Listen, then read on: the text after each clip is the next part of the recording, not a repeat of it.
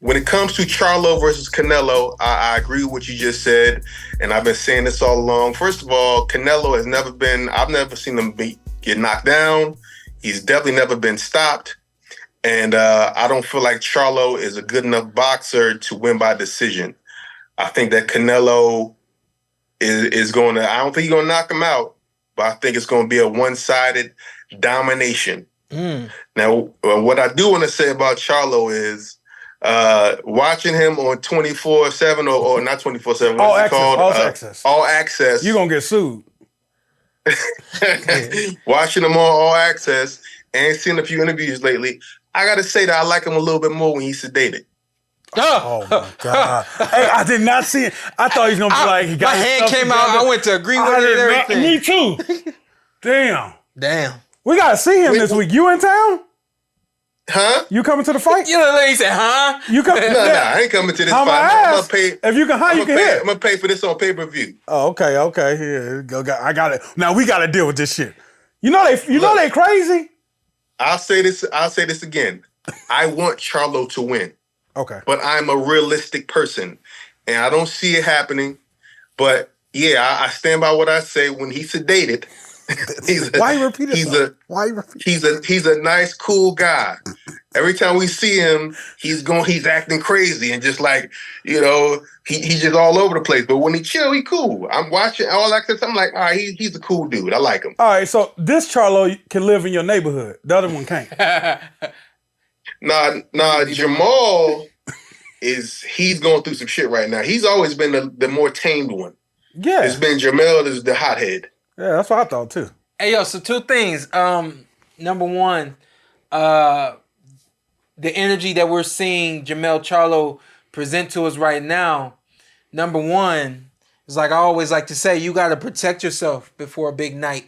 And that means also protecting your energy. You can't give your energy away to anybody. As we've seen from them in the past, they be just throwing the energy out. But guess what? This time, my man, whether he psychologically said, yo, I need to do this, it don't matter. He's doing it. He's got reserve. All right? A lot of it. And I truly do think that when he get in the ring on fight night, his energy is going to be exactly where it needs to be. Remember, you got to be calm, cool, collected when you get in the ring with somebody like Canelo Alvarez, who is vicious. If I smell blood, I'm coming to get it. If I see weakness, I'm coming to get it. Guess what? I think that actually works in Jermell's favor. Bait this man in. Allow him to win some rounds. Allow him to get comfortable. Don't do that. Feel like he's going to win. Don't do that. Don't do that. Because what you do with that is you don't give him a sense of your timing when you do that. And that's what I know about Jermell-Charlo, both of them. They have this ability to just catch you. And it's out of nowhere. I'm actually betting on that. I did not think that Jermell was going to win this fight. My heart and my mind is telling me right now that this might be time for him. And where the business is not made for Canelo Alvarez to come over here and lose his first fight, he might lose his first fight over here with the PBC side. Well, if your heart and your mind is telling you that, then you should go to urgent care. I ain't going to urgent care, okay? Because I'm fine. All right?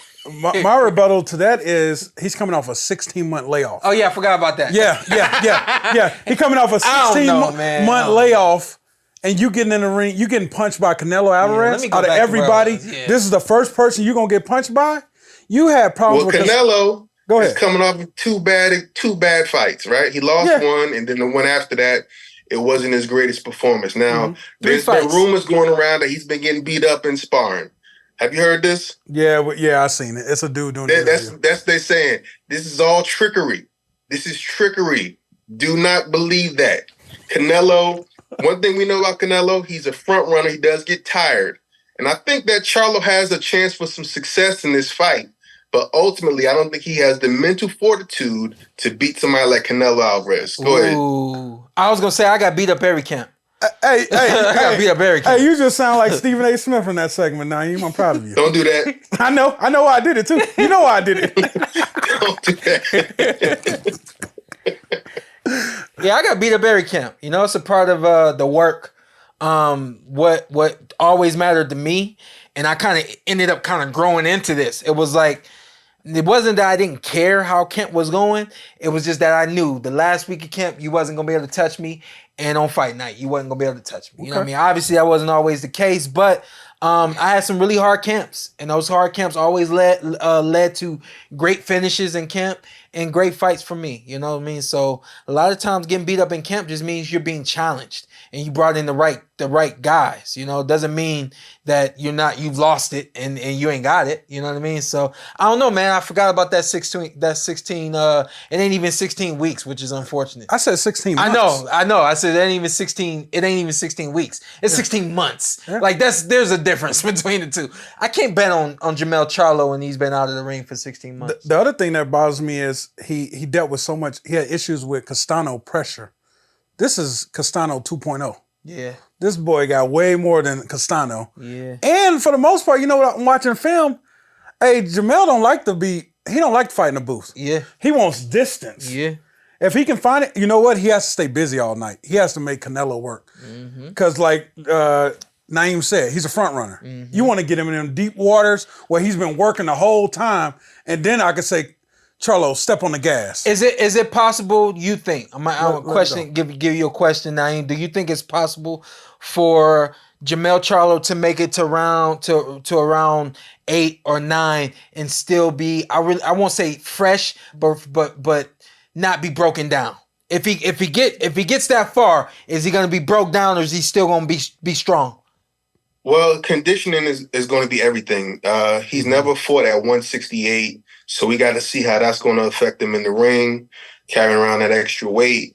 But if he comes and he's in supreme shape, then I feel like this fight will go a decision, that he will lose. Yeah. But I can't. I mean, Castano was beating him. Yeah. Tony Harrison was beating him. And he got the equalizer. But styles make fights, though. Those guys don't. And that's what I keep saying about this fight. Canelo's style plays into the hands of Jermell-Charlo. He's not a Mike Tyson. I'm gonna move my head, not allow you to catch my rhythm. He's not a Shawn Porter where he feints his way in and gets you so tensed up that you don't know when to throw. He's not gonna throw off Jermell's timing, and to me, that's a big problem.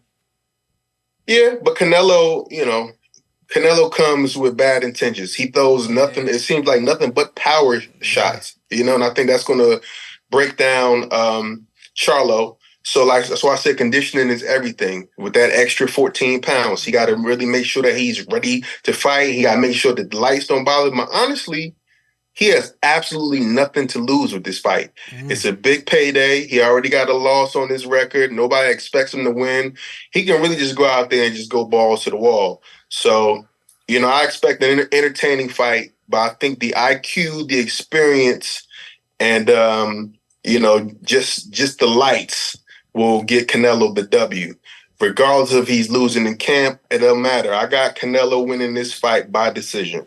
And I'm thinking a counter shot. When Charlo's bagging off, he get caught with a big counter shot, and that puts him on his ass.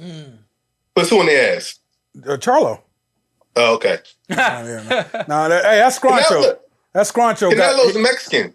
He's a Mexican. Oh, what that mean? Hold on. This could go any way. This is Naeem Lynn. What are you about to say? Are we gonna get canceled? What I'm saying? It's the heart of a Mexican. So even if he does get hurt, even if he gets knocked down, that man is not getting knocked out. It's not happening. You could see that in the Bevo fight. He took a beating, but he was still bringing the pressure. He was on the ropes at times, but he was I saw a couple moments where he mentally clocked out. Yeah. And was like, I'm letting it go, but then it always came back. Yeah. You know what I mean? So I think that's another component that Canelo Alvarez has going into the fight. The fact that he knows he's representing a heritage that he cannot, it's not in his blood. I cannot give up. I cannot quit. I cannot allow myself to get knocked down and knocked out. It ain't gonna happen. Not against Jermell-Charlo. So there it is. So what's your prediction, Naeem, overall for this fight? I got Canelo winning by decision. Okay. I'm gonna go 8 rounds to 4. 8-4. What you got? I got Canelo knockout, stoppage. 10th round, 11th round stoppage. I got Canelo stoppage before 9. before 9. But if Charlo can win, I think it would have to be a knockout. Oh, absolutely. I'm give him a puncher's chance. Absolutely. But I want, once again, I would love to see the brother win. Oh, yeah. You know, we support black. Obviously, if we win, I would love to see you win, crazy man. Yeah, we support back. Just like it's go buffs. Shout out to Prime Time. Black people. Erickson Lubin, I heard y'all talking about him. Oh, yeah. I think it's like third time's the charm for this dude. Okay. He was. I got him pulling out a W. Me too. That's our guy. I do too. I don't know, man. I don't know. For Ramos, this is a tough fight. I'm going with the experience. And Lubin, I feel like been enough wars to be able to get this. It's gonna go one way or the other. Either the wars and the experience is gonna benefit you, and you're gonna know you're gonna make the right moves. Third time's the charm, or that wear and tear that's been accumulated over that time. Now this young guy that can thump is gonna thump you a couple times, and it's just gonna be it's weird, man. Like when you don't like physics. Like I don't know, it's weird when you get broken down in the boxing ring. It just happens. Like nobody sees it. There's not this big punch that wobbled you. Is there a moment you broken down? Like damn. It's been times that I've been broken down, and I've been broken down in training camp just from the amount of rounds that I'm training. Okay. And it's like my punches don't got the same. I feel great on the inside. I got this energy, but something ain't coming. And I think that's what could possibly happen to Erickson Lubin, where he's just. A couple rounds later, you just see he ain't out of nowhere. He ain't got that right hand ain't the same. You know what I mean? And he could get broke down. I see it goes two ways, man. He either gets broken down. I like the third time being a charm though, that he's learned, and he knows how to. Let's talk about his losses. Huh? Let's talk about his losses. The first loss was to Jermell, right? Yeah. Yep. That clean shot. He got caught with a flash. I don't know if you call it a flash. But that was a hell of a shot.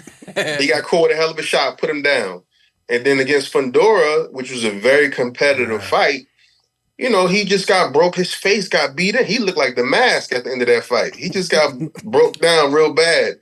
But he was still competing, and he dropped Fundora. He hurt Fundora. Fundora probably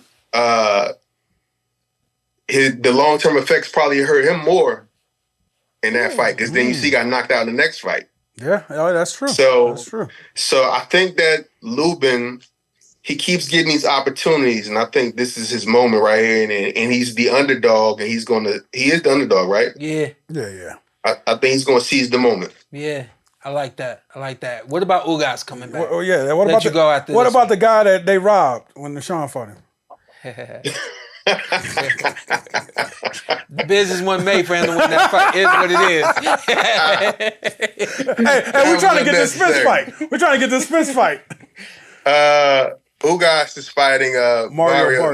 Ugas. I got Ugas. We got to see if his heart is still in it. If his heart is still in it, he took a bad loss against Spence. He's been out of the ring for a while now. And is he fighting for some money, or is he fighting to actually try to make a comeback? And if he has his heart in it and he really wants to succeed and try to build his way back up, because he has some tough losses and draws. If he wants to really come back and his heart is in it, he's going to win this fight. I got Mario Barrios winning, man. I think he's younger, he's fresher, and I think he's Who's he hungrier. beat? Huh? Who's he beat? Don't matter. He's younger, he's fresher, and he's hungrier. I see where Naeem coming from. Every time he got his shot, he just never did enough to get the win. Yeah, Ugas is not a pushover. He has two guys on his resume that are worth talking about, and he took an L to both. He got knocked out by one, and he got beat up by Thurman. Last time I saw you, what did I tell you about resumes? They don't matter. They don't matter. Okay? They don't matter. It depends on what you feel of the resume. People said Terrence Crawford's resume wasn't shit, but I thought it was a great resume. Hey, and I was one of those guys. I led that. Shout out to Terrence. Hey, listen, all right? I saw you in Saudi Arabia. That don't mean you all that on the stage. Just because you got Saudi on your resume, do not mean you all that. By the way, I lost that fight. See?